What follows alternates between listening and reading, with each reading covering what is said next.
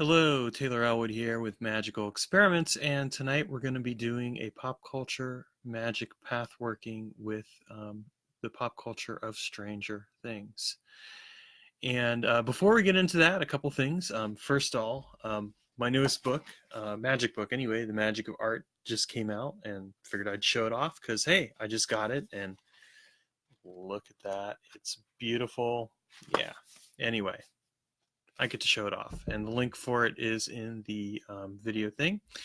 And tonight we're going to actually be, since we're doing pop culture magic, I am going to refer to the books that I've written on pop culture magic, including, of course, the original Pop Culture Magic, Pop Culture Magic 2.0, and Pop Culture Magic Systems, all of which I've drawn upon for the working that we're going to be doing tonight. So whether you're watching this video live or you're watching this video after the fact, you can feel free to participate in the working. I want to talk a little bit about what to expect. And you're going to note that I'm not super huge.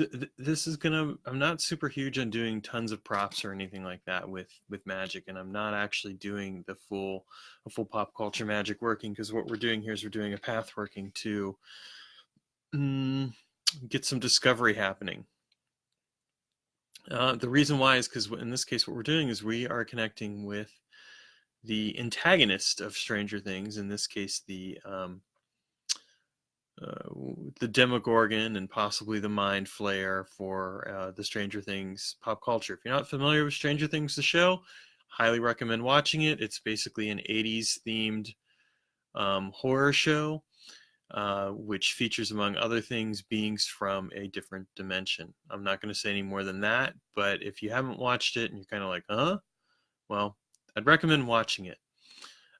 So for this pop culture magic pathworking, what we're going to be doing is we're going to be focused on trying to commune with the, in this case, the Demogorgon from Stranger Things.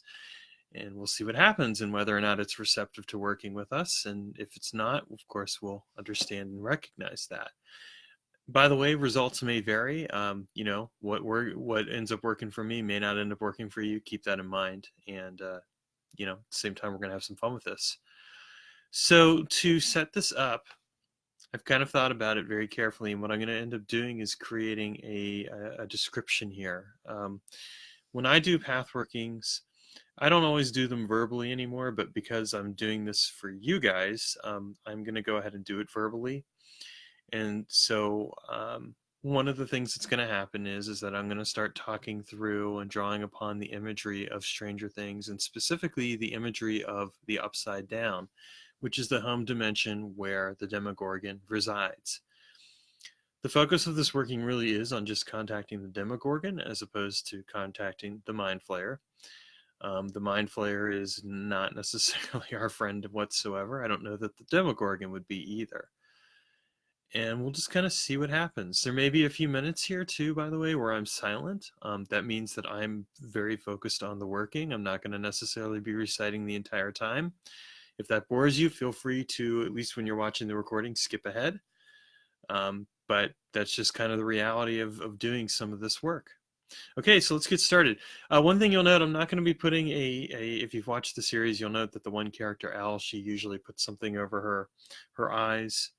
I'm not going to do that. I don't really need to do it. It's kind of one of those things where, she's a kid. She doesn't have a lot of experience with her powers. There you go. But for all intents and purposes for this, we don't really need to do that. Okay, I'm going to get started here, and you're more than welcome to join in. Take a deep breath.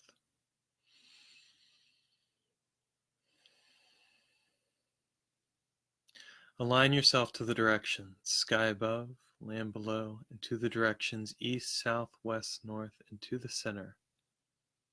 Before you, behind you, to your right and your left, and to the center where you reside. Chant the sacred vowel sounds O, Ah, I 3 times, elongating each vowel. O, Ah, I.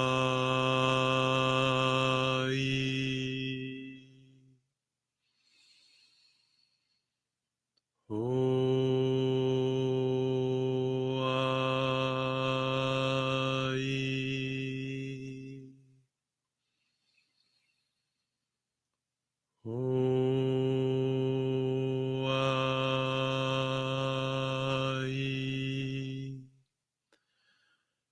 to still your sense of space, time, and movement. Breathe steadily. Continue to let go of space, time, and movement.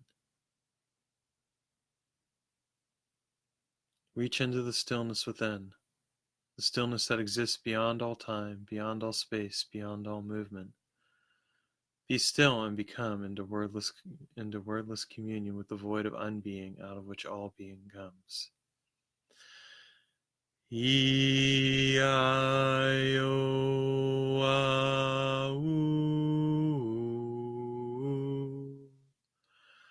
E-I-O-A-U.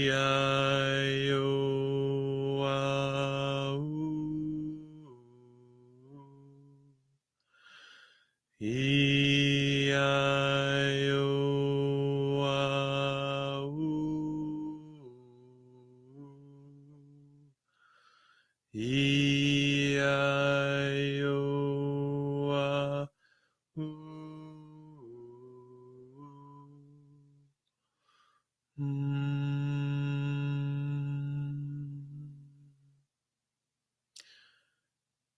Close your eyes.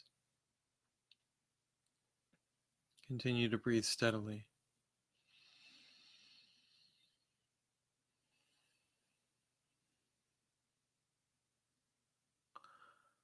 Before you is a doorway. The doorway is a door of viscous fluid. It looks slimy. It's a doorway to the upside down. Put your hand into the fluid doorway, and you'll feel the influence of the upside down. The realm that is next to our own realm, but is not the same. The realm of decay and rebirth, recycling and destruction, putrefaction,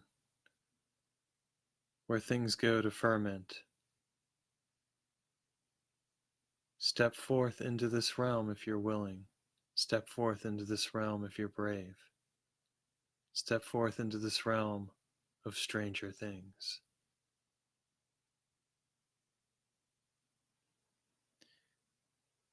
As you step into the upside down, you look above you and the sky is gray and dark. What's around you is a forest, and the forest is full of trees, but there is no life to these trees in the way that we normally see it. There are no leaves. The trees are decaying. Everything is falling apart. You smell the acrid stench of the air, the smell of ammonium, the smell of things decaying and falling apart. This is the upside down, the mirror realm that is below us. Cautiously step forth. You may hear the sound of rustling around you. Even in this realm there is life, but it is life unlike any we know. Continue forth carefully. Remember, you can turn back at any time.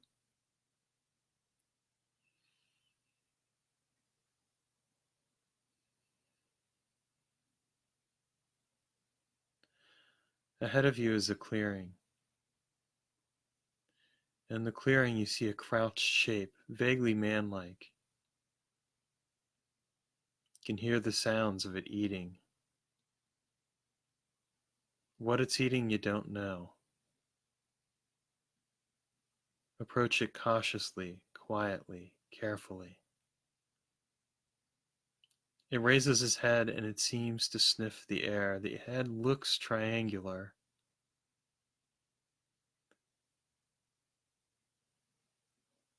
and it rises from its haunches, and slowly it turns around. This is the Demogorgon. This is the plant creature of the upside down, the harbinger of recycling, of putrefaction,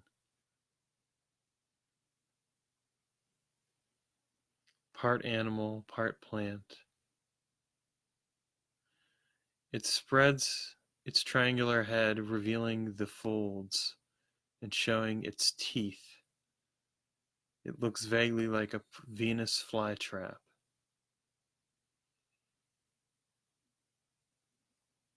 It reaches a hand out towards you. You can choose either to touch it or not, but be aware that this is not necessarily a friendly being.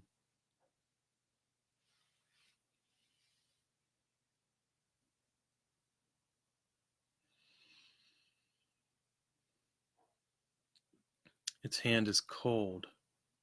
The skin feels slimy and viscous.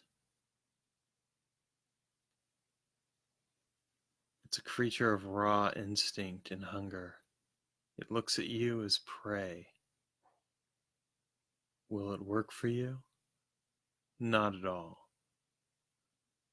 It sees you as a possibility of potential life force, and that's it, to extend itself.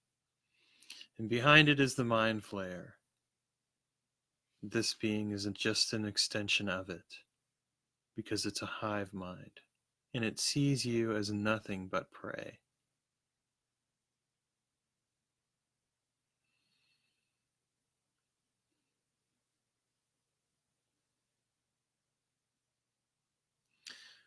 You can turn back now if you want. Prepare to guard yourself and protect yourself, because this is a being that is a predator. Its interest in you is only of prey. It has no desire to work with you.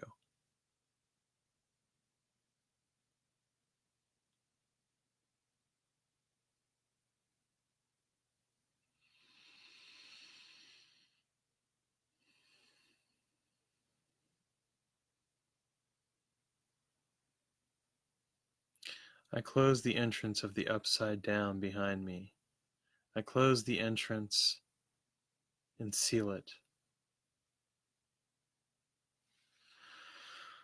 Ah.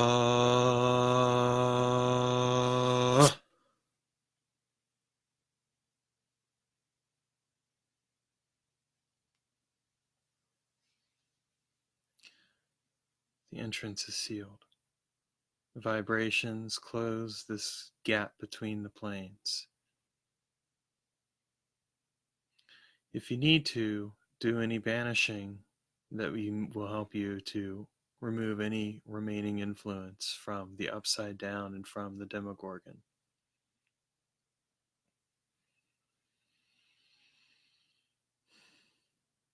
Okay. So, you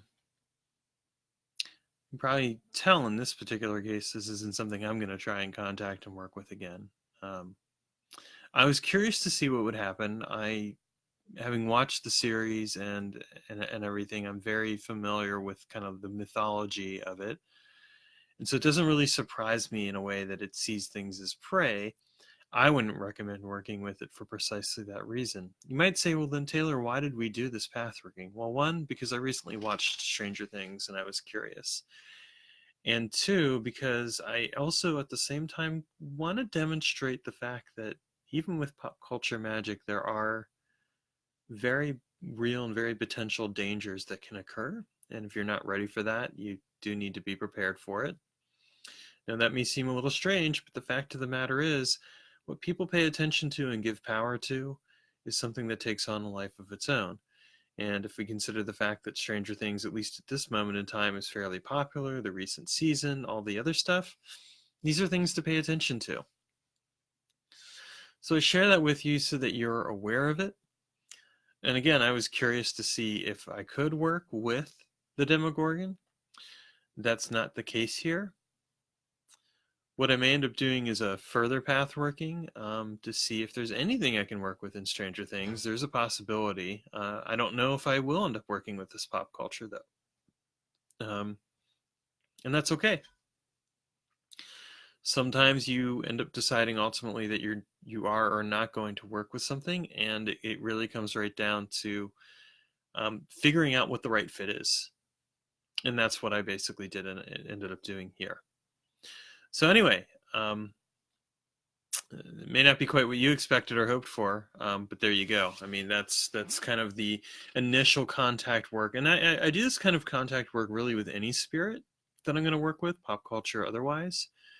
I want to get a sense as to whether or not there's a good fit. In this case, it's not a good fit, and I wouldn't recommend working with the Demogorgon or the Mind Flayer or anything like that.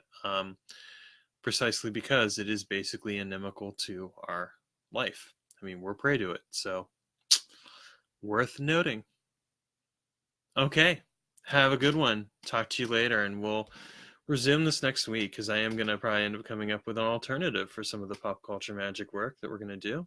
But again, this just goes to show that sometimes stuff that you really like isn't, or that you're interested in, is not necessarily a good fit. You have to find that out for yourself, and there we go.